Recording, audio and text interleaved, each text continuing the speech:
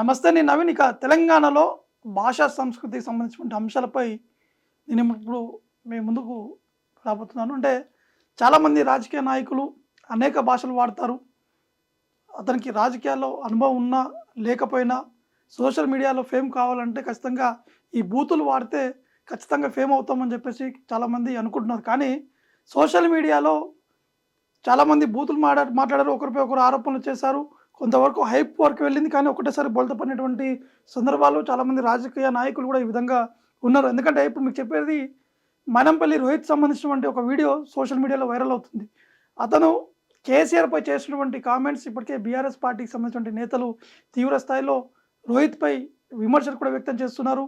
రోహిత్ మాట్లాడేటువంటి విధానం, అతను కేసీఆర్పై చేసినటువంటి కామెంట్స్పై మండిపడుతున్నారు. అసలు మైనంపల్లి రోహిత్ ఏం మాట్లాడారు ఒకసారి మీకు వినిపించేటువంటి ప్రయత్నం చేస్తున్నాను.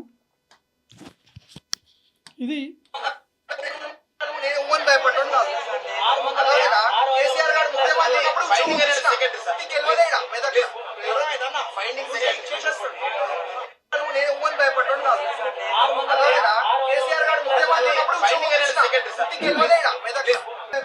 మనం చూస్తున్నాం. అంటే ఎవరికి కూడా నేను భయపడేటువంటి వ్యక్తిని కాదు అనే విధంగా మనంపల్లి రోహిత్ మాట్లాడుతున్నారు. అంటే రోహిత్ ఏజ్ ఎక్కడ, కేసీఆర్ ఏజ్ ఎక్కడ?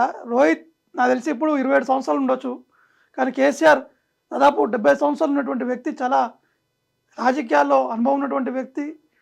2 సార్లు ముఖ్యమంత్రిగా చేశారు, 10 ఏళ్ల పాటు ముఖ్యమంత్రిగా ఉన్నారు. నాకు తెలిసి ఆ టైంలో రోహిత్ ఇంకా రాజకీయాల్లోకి ఇంకా అడుగు పెట్టినటువంటి కూడా నాకు తెలుస్తుంది. అంటే అతని ఏజ్ కావచ్చు, కేసీఆర్ ఉన్నటువంటి సమయంలో కావచ్చు, అతనికి ఉన్నటువంటి అవగాహన కావచ్చు, మైనంపల్లి రోహిత్ మాట్లాడినటువంటి విధానం కావచ్చు. అంటే రీసెంట్గా జరిగినటువంటి ఎన్నికలు ఏవైతే దానికంటే ముందు రోహిత్ తండ్రి మైనంపల్లి హనుమంతరావు కూడా అతను బీఆర్ఎస్ పార్టీలో ఉండడం జరిగింది. ఆ సమయంలో అతను ఉన్నటువంటి విధానం, అంటే టికెట్లు దొరకలేదు కాబట్టి వీరు పార్టీ మారినటువంటి పరిస్థితులు నెలకొన్నాయి. కానీ ఒకటి గమనించాల్సింది ఏంటంటే ఏజ్ డిఫరెన్స్ అనేది చాలా వరకు ఉన్నాయి. చాలా వరకు సీనియర్ నేతలు కూడా అనేక మందిపై ఆరోపణలు చేశారు. అంటే వారికి ఉన్నటువంటి అనుబంధం కావచ్చు, వారికి ఉన్నటువంటి రిలేషన్స్ అంశాలు దృష్టిలో పెట్టుకొని వారు కామెంట్స్ కూడా చేశారు. అంటే ఒక ఎగ్జాంపుల్ చెప్తున్నాను. మన పక్క రాష్ట్రమైనటువంటి ఆంధ్రప్రదేశ్ చాలామంది సీనియర్ నేతలు చాలామందిపై ఆరోపణలు చేశారు. స్వయంగా పవన్ కళ్యాణ్పై చేసినటువంటి ఆరోపణలు కూడా మనము విన్నాము. అనేక బూతులు మాట్లాడుతూ, అనేక తిట్లు తిడుతూ, వినరాని తిట్లు తిడుతూ వారు మాట్లాడారు గతంలో అధికారం ఉన్నారు కాబట్టి. కానీ ఇప్పుడు వాళ్ళ పరిస్థితి ఏమైంది? కొడాలి నాని పరిస్థితి ఏంటిది? రోజా పరిస్థితి ఏంటిది?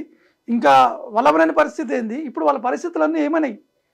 ఒకటి గమనించాల్సింది ఏంటంటే రోహిత్, అంటే నువ్వు ఎమ్మెల్యే కావచ్చు, ఒక యువకుడు ఉత్సాహం అనేది ఉంటుంది. కానీ నువ్వు చేసేటువంటి కామెంట్స్పై చాలామంది బీఆర్ఎస్ పార్టీకి సంబంధించిన నేతలు కూడా తీవ్ర స్థాయిలో విమర్శలు వ్యక్తం చేస్తున్నారు. అంటే నీ స్థాయిని నువ్వు ఇది చేసుకో, అంటే ఉన్నటువంటి అవకాశాన్ని కాపాడుకుంటూ, సీనియారిటీని కూడా చూసుకుంటూ, 10 ఏళ్ల పాటు కేసీఆర్ సీఎంగా ఉన్నారు, ఉద్యమ నాయకుడుగా ఉన్నారు, తెలంగాణ రాష్ట్రాన్ని తీసుకొచ్చారు, అందులో అందరి పాత్ర కూడా ఉంది. కానీ ఇప్పుడున్నటువంటి పరిస్థితుల్లో ఒకసారిగా ఈ విధంగా ముఖ్యమంత్రిపై ఈ విధంగా ఆరోపణలు చేస్తే ఏదో పెద్ద హైప్ అయిపోతాం, సోషల్ మీడియాలో మనమే ట్రోల్స్ అవుతాము, మనమే ఇదైపోతాం, అంటే అది కరెక్ట్ కాదు. చాలామంది ఇందాక చెప్పినట్టు చాలామంది పేర్లు కూడా చెప్పారు. వారందరూ కూడా ఇప్పుడు బోల్తా పడినటువంటి పరిస్థితి తెలుసుకుని సైలెంట్గా ఉన్నారు. ఎక్కడ కూడా కనిపించట్లేదు. కేవలం ఒకరిద్దరు అక్కడిక్కడ మాట్లాడుకునేటువంటి సందర్భం కూడా నెలకొంది. కానీ ఒకటి గమనించాల్సింది ఏంటంటే చాలామంది సీనియర్లకి గౌరవం ఇవ్వాలి. రాజకీయాల్లో ఖచ్చితంగా రిలేషన్షిప్ అనేది ఉండాలి. ఆ మర్యాదలు ఉంటేనే మనం ఒక స్థాయికి ఎదుగుతాం. అంటే మనమంతటా మనమే తోపులో మనం ఫీల్ అవుతే ఖచ్చితంగా ఎప్పటికైనా కింద పడాల్సినటువంటి పరిస్థితులు వస్తాయి. ఎవరైనా సరే, మీరైనా సరే, నేనైనా సరే, ఇంకెవరైనా సరే. ఇది ఒకటి చెప్పాల్సింది ఏంటంటే బీఆర్ఎస్ పార్టీకి సంబంధించిన నేతలు విచ్చలవిడిగా కామెంట్స్ పెడుతున్నారు. కేసీఆర్ స్థాయి ఎక్కడ, నీ స్థాయి ఎక్కడ అనే విధంగా ఆ కామెంట్స్ కూడా పెడుతున్నారు. ఒకసారి ఆ కామెంట్స్ కూడా చదివి వినిపిద్దామంటే చాలా బూతులు ఉన్నాయి అలా కూడా. అంటే ఎందుకు ఆ విధంగా చేసుకుంటారు? మీరు చేయాలనుకుంటే అభివృద్ధి పనులు చేయండి, అక్కడ ఉన్నటువంటి నియోజకవర్గంలో ఉన్నటువంటి వారి కోసం ఏదైనా ప్రయత్నాలు చేయండి, సంక్షేమ పథకాన్ని అందేటువంటి విధంగా ప్రయత్నాలు చేయండి. కానీ ఈ విధంగా కామెంట్స్ చేయడం అనేది సరికాదనేది ఒకటి చెప్తున్నాను. అంటే ఈ జర్నలిజంలో కూడా అనేక మందిని చూసాము.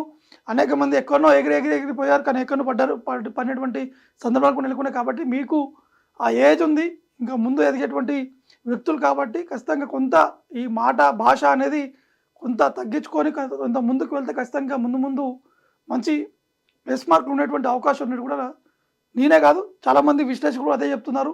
ఈ విధంగా కామెంట్ చేయడం అనేది సరికాదన్నది కూడా వారు కూడా చెప్తున్నారు.